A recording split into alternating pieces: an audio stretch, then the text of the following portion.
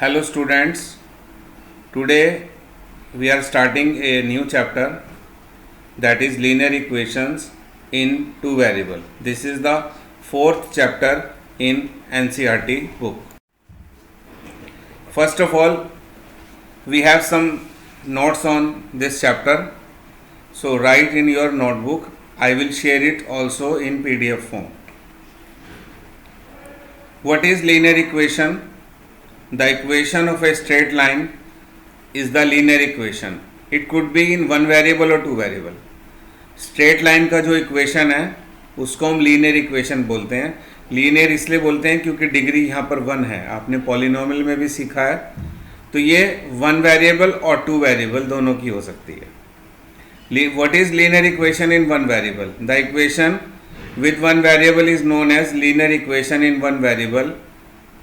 The general form is px plus q equals to s. p, q, s are real numbers. तो example लिखा जैसे मैंने x plus 5 equal to 10 और y minus 3 equal to 19. तो इसमें x और y क्या है?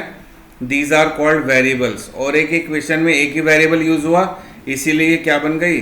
Linear equation in one variable.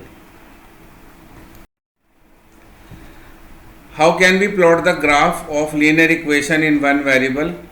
तो वन वेरिएबल है तो we have to plot on a number line. आपको एक नंबर लाइन बनाना पड़ेगा. जैसे मैंने एक एग्जांपल लिया x इक्वल टू 2. तो नंबर लाइन पे जो 2 है उसको आपने सर्कल कर दिया और लिख दिया x इक्वल टू 2. तो this is the graph of linear equation in one variable. Now what is linear equation in two variable? An equation with two variables is known as linear equation in two variable. General form is ax plus by plus c equals to 0. X and y are variable. Here x and y are variable and c is a constant term. तो दो variable हैं x y, इसीलिए इसका नाम है linear equation in two variable. Example लिखा मैंने 6x plus 2y plus 5 equal to 0. तो ये एग्जाम्पल है आपका linear equation in two variable. Two variable कौन कौन से हैं? X and y. ठीक है. Now solution of a linear equation. Linear equation का सॉल्यूशन कैसे होता है? There is only one solution in the linear equation in one variable. There are infinitely many solution in linear equation in two variable. क्या मतलब हुआ इस line का?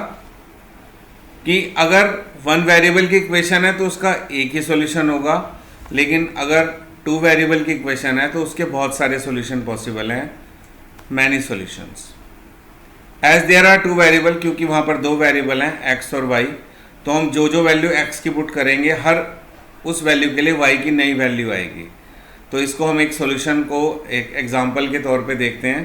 तो नेक्स्ट स्लाइड में आप देखेंगे एक एग्जाम्पल कैसे करते हैं. देखो यहाँ पर मैंने एक इक्वेशन लिखी है 2x plus y equal to 7. Solution क्या है? To calculate the solution. तो इसमें जैसे मैंने पहले x को 0 रख लिया, तो x को 0 रखा, तो इक्वेशन में x को 0 रखा तो y की वैल्यू 7 आ गई. तो सोल्यूशन क्या बन गया? 0 7. आपको पता है कोऑर्डिनेट ज्योमेट्री में आपने पहले पढ़ा भी है कि पहले x की वैल्यू आती है फिर y की. जब हम किसी कोऑर्डिनेट को लिखते हैं तो x की वैल्यु 0 रखी तो y कितना आ गया? 7. सिमिलरली अगर हम y को 0 रखें तो x कितना आ गया? x आ जाएगा आपका 3.5 या 7/2 कह लें. तो यहाँ पर सॉल्यूशन क्या हो गया? x की वैल्यू 3.5, 0. तो यहाँ पर मैंने आपको दो सॉल्यूशन करके बताए हैं. ऐसे आप बहुत सारे सॉल्यूशन निकाल सकते हैं. जितनी आप x की वैल्यू पुट करते रहेंगे उतनी y की निकलती रहेंगी. जितनी वैल्यू आप y की लेते रहेंगे उतनी ही x की निकलती रहेंगी. अब हम बात करते हैं कि how can we plot the graph of a linear equation in two variable. Graph को कैसे हम प्लॉट करते हैं? तो ग्राफ को प्लॉट करने के लिए हमें कार्टेशियन प्लेन चाहिए. कार्टेशियन प्लेन आपने थर्ड चैप्टर में पढ़ा है कोऑर्डिनेट ज्योमेट्री में. एक्स एक्सिस और वाई एक्सिस का प्लेन है. तो वहाँ पर हमें क्या करना है? सबसे पहले हमें एक इक्वेशन गिवन होगी और उस इक्वेशन को हमने उसका सॉल्यूशन फाइंड करना है. 2 और 3 सॉल्यूशंस जो है हम फाइंड कर सकते हैं और उससे हमारा जो है ग्राफ बन जाएगा. अब देखो जैसे मैंने एक एग्जांपल लिया 3x + 4y = 12। अब हमें इसका ग्राफ बनाना है, तो इसमें हमने एक सॉल्यूशन सेट बना लिया। जैसे मैंने पहले x को 0 लिया तो y हमारे पास 3 आ गया, फिर मैंने y को 0 लिया तो x आ गया 4। तो यहाँ नीचे टेबल में मैंने शो कर दिया x 0 रखने पे y 3 आया और y 0 रखने पे x कितना आया 4। तो now we have two solution set 0 3 and 4 0। Let us see how can we plot this point on graph. अब देखो आपके सामने बेटा ग्राफ आ गया। ग्राफ पे हमारे पास पॉइंट है 0 3। 0 3 का मतलब x 0 है y 3 है, तो y पे हमने 1 2 3 पे जाके डॉट लगा दिया, वो 0 3 हो गया। नेक्स्ट है 4 0, तो x की वैल्यू 4 है, y की 0 है, तो x 4 और y 0।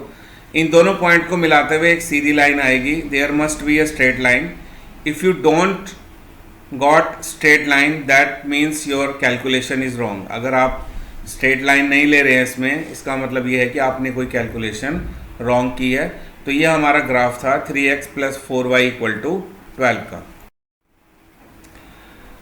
अब x एक्सिस और y एक्सिस के पैरेलल जो लाइन है उनकी इक्वेशंस कैसे पता चलती हैं।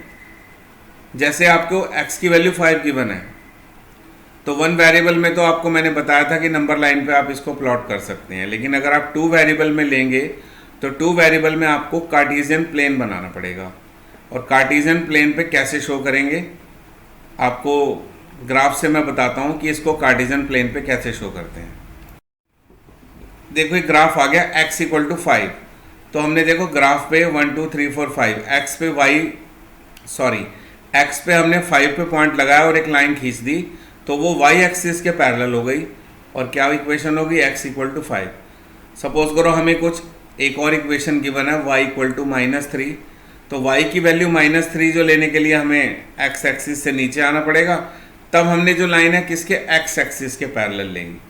तो इसका मतलब क्या होगा कि जब हमें x की वैल्यू गिवन होगी तो लाइन y एक्सिस के पैरेलल बनेगी, और जब हमें y की वैल्यू गिवन होगी तो लाइन x एक्सिस के पैरेलल बनेगी।